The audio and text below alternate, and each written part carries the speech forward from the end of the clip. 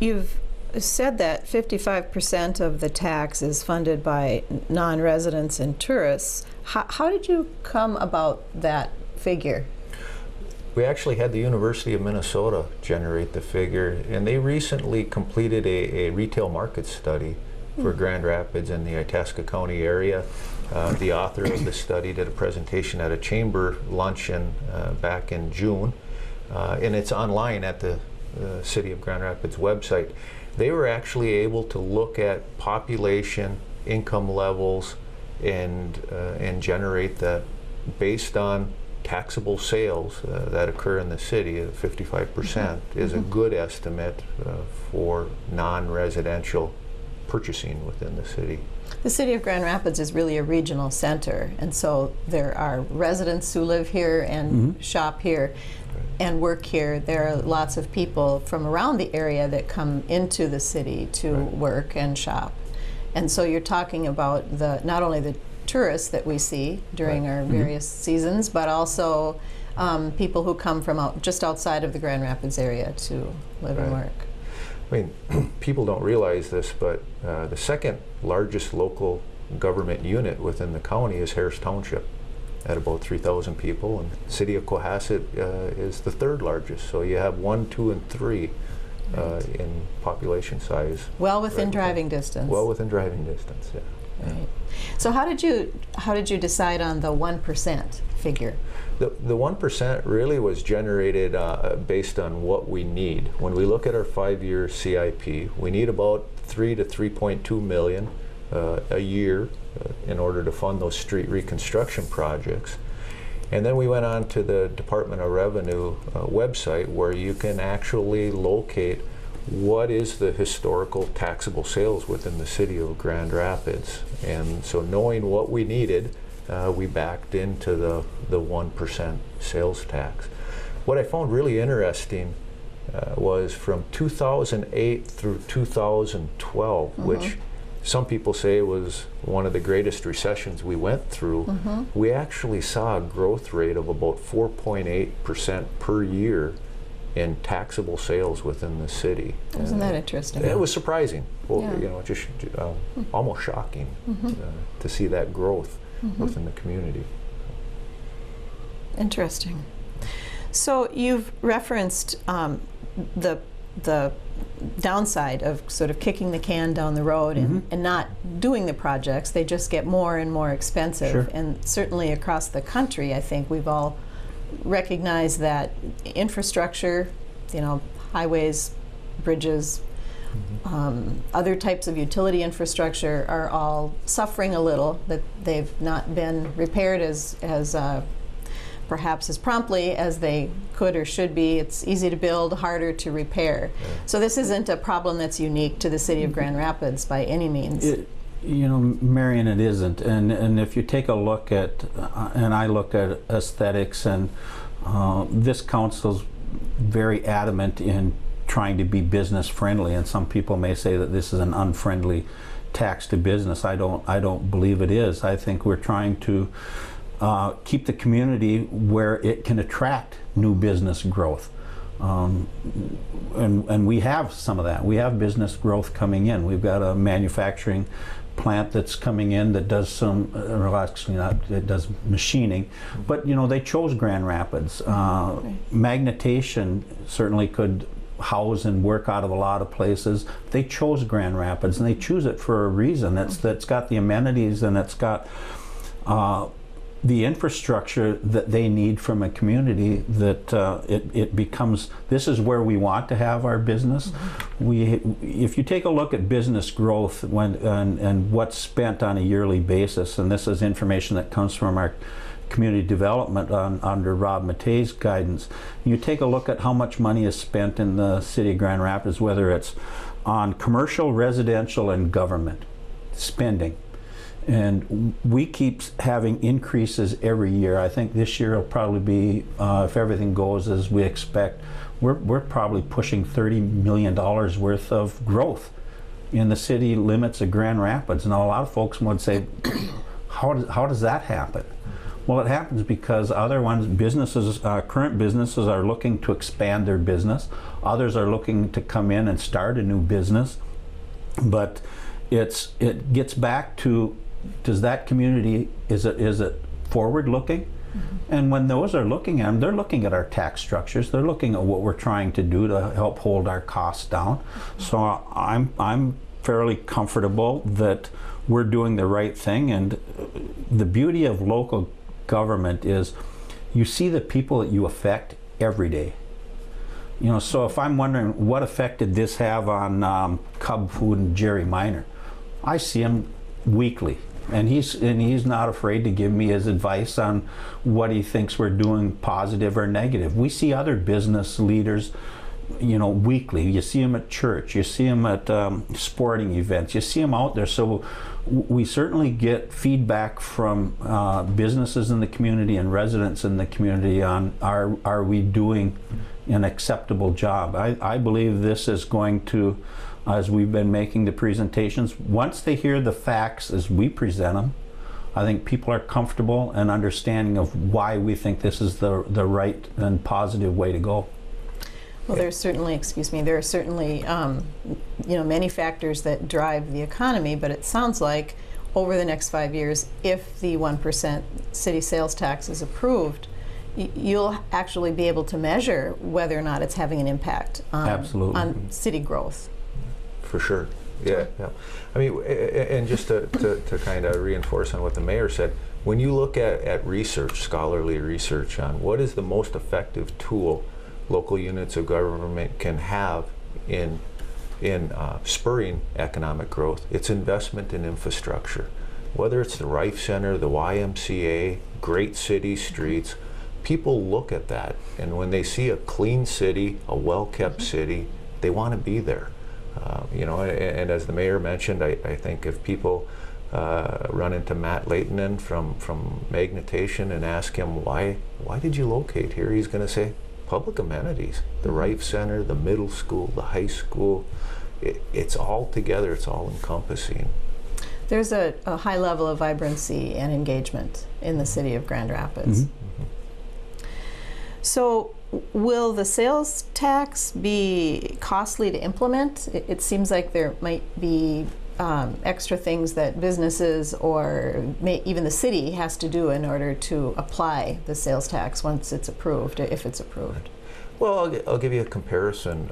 The city of Grand Rapids right now on an annual basis issues bonds, and it's kind of like getting a home loan, and you pay closing costs on those bonds. In the last 2 years, we issued $2.2 million in bonds. In 2012, we paid about $50,000 in closing costs. And in 2013, we issued about $4 million and paid right around $70,000 or $75,000 in closing costs. The Department of Revenue really is the administrator of the local sales tax. So if this is approved, we'll end up having to pay the Department of Revenue about $10,000 one time for a startup fee. And then on an annual basis, they share their administrative cost amongst all of the communities that have local sales tax. Right now, they're estimating that our share would be about 1.4% of total revenue. Total revenue for all of the sales tax? Of the 3 million, yeah. Okay. Yeah. Oh, of the 3 million, we'd pay about 1.4%. Off the top of my head, I want to say that's somewhere around between 30,000 to 40,000. So less than what we're paying in cost of closing costs on the bonds. So it's cost effective, Yes. you believe, Right. as opposed to the other funding strategies. We're not paying interest. We're not. Right. We don't have as high of administrative costs. You know, right now we have a person in the finance department. One of their primary roles is to track special assessments, make sure that revenue's coming in to pay the bonds off. You know, and there's that's kind of a, I don't want to use the word hidden, but I'm going to use it. There's a hidden cost there in administering those bonds over a 15-year period. Okay. Now you mentioned that if the 1% tax is approved, that it can't be changed. It can't be used for anything else other than you propose, that its duration is 5 years. What happens if the voters don't approve the referendum? Is it back to normal operating procedure? Do you regroup and try again? I mean, what next? We'll still follow through with a 5-year CIP. We'll be going through that process this fall. We will take our August trip around town. We will, as a council, we will take a look at our city infrastructure, and we will prioritize streets, and we will come up with maybe a varied plan from what might be in there, but we will still have a 5-year CIP with projects starting in 15, 16, 17, and we will have them in there. There will be a cost associated with those projects, and that cost will then be moved through the use of assessments against the business owners or the property owners, depending on what street happens to get repaired.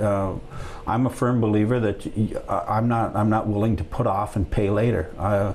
We've seen that in the past. People, in order to look good during their tenure, put off to another council, and that council then is behind the 8 ball. And I'm not willing to do that. I don't think that's good public policy, and I don't believe that's as a concerned citizen and a member of the council the way to go. And if I'm wrong, November will show it. You know, you'll certainly have the support on the other side that would come out, and they would argue against what I'm advocating as a direction for the city to go. And with the way that the council seats go up, you know, it does affect me. I will be running for re-election this fall, so I mean, I have a vested interest in.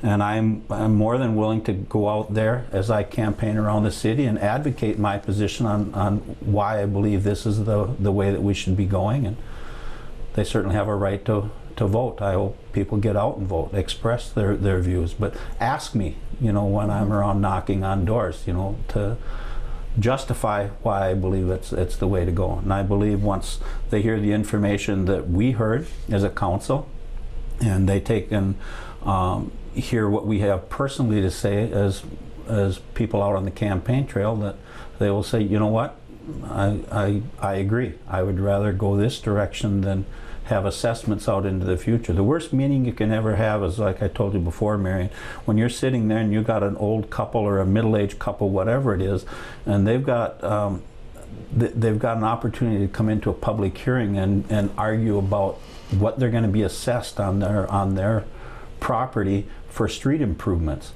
And you're sitting there and you're listening, and it's heartbreaking, because you know that regardless of what they're going to say during that public hearing, you've basically made your mind up that this project needs to happen, and you're going to vote for the project to move forward. And that's going to put at times a terrible burden. And we've gotten emails from different ones around town that it's done that. We've gone, Tom specifically has gone and worked with several residents that have expressed that concern on how we could try to, you know, whether they can, what do you call it, diverting, or where they can put it off for a period of time. Yes. Deferments, you know, so there's things that we can do to try and help them mitigate what they might have coming. But at the end of the day, projects are gonna, if the belief is we need to keep our infrastructure up, projects are gonna need to happen. And right now, the only way that they're gonna get paid for is through property taxes and assessments. So you mentioned a couple of options. I only have a couple of more questions left, and then we can wrap things up. But I'm interested in knowing if people do have questions. You referenced a couple of venues for getting more information. Could the two of you summarize what those options are for people to get more information about this? Yeah, I think the first thing they're always welcome to do is stop by City Hall. Typically, we're available to meet with them and talk to them. We're located at the intersection of Pagel Avenue and 5th Street North. An alternative would be to call our office at 218-326-7600. You don't very often call yourself that, do you, Tom? I don't call myself very often, yeah. So 218-326-7600. And the other alternative is to go to our city website at cityofgrandrapidsmn.com. Okay. Here, Adams, would you add? Also, going forward we have council meetings second and fourth Mondays. Going forward here, starting, I believe it's with the council meeting on the 23rd, which is next Monday. Now, that might not be a council meeting that this will be airing before. But before every council meeting on those Mondays, second and fourth Mondays, Tom and I are going to be at the library from 11 to 12. You can stop at the library and ask us questions. We will be set up there. And they will certainly see myself, and if there's other councilmen that are, or women that are going to run for re-election, you'll see them out on the streets knocking on doors. You can ask them. They should be well versed on the local sales tax and why we feel it's good. You can ask during that part of the campaign. So the library location from 11 to 12 is on which Monday? Second and fourth Mondays. It's on council days. And then we are also going to be having a booth that's going to be manned at the county fair coming up here in August. So you can stop in and chat with us at the county fair, and it's going to be it's not only going to be it's going to be a variety of ones, city employees, council people, staff, and just regular city employees that have heard the presentation, understand what we're trying to do and why, and you can ask those folks as well. The purpose of the library meetings are really all-encompassing, not just local sales tax. If they have questions about what's on the agenda, you know, what are the issues going on right now, we'll be there. Diverse topics. Yep. Excellent. So I'm going to ask you a question that I hope you take with the interest of getting all of the information on the table. Do you perceive a downside to the 1% city sales tax? I mean, everything that you've talked about seems very positive. It seems like a progressive way to move the city forward. Do you foresee any downside? I don't. Okay. I would agree. I mean, is there going to be an added, financial piece out there? Sure. But I believe long-term, as the residents that had expressed some interest, I'd rather pay a little bit ongoing versus getting hit all at once. A little bit ongoing is certainly less than the assessments, and it is being spread out over a broader area. I certainly, there may be some, and I would appreciate folks calling me and telling me the downside. My number's out there, as all the council is. Give me a call. I'm always available on the phone to answer those questions. But if they see a downside, give me a jingle. Tell me what that downside is and let me explain what I think the positives. And as we do with any decision we make, whether it's in your personal and family life or at the city government side, you weigh the pros and the cons, and at the end of the day you vote on what you think. If I can do something that is a positive for 80% and it might be a little bit of a negative for the 20, I'm going to opt for the positive for 80%. It's like any decision we make in life. If I could, 80% of my decisions are the right ones, that's probably a pretty good average, because you're not going to make 100% right decisions for everybody in the community, but you try to do the decisions that are going to be positive for the biggest part of the community the most of the time. Thanks. Sounds like a good summary. Did you have some final comment, Tom? No, I just appreciate you coming and interviewing us today. Thank you. Thank you. Well, I really appreciate the opportunity. I've had questions about this myself, and it is a very important issue for the city residents. And so, Tom Pagel and Mayor Adams, thank you so much. It's important for all of us to educate ourselves about city business, and specifically the sales tax, which will be coming up for referendum this fall in November. And there are lots of ways that you can have input and get your questions asked. So for future information meetings, check out the Grand Rapids City website. Thanks.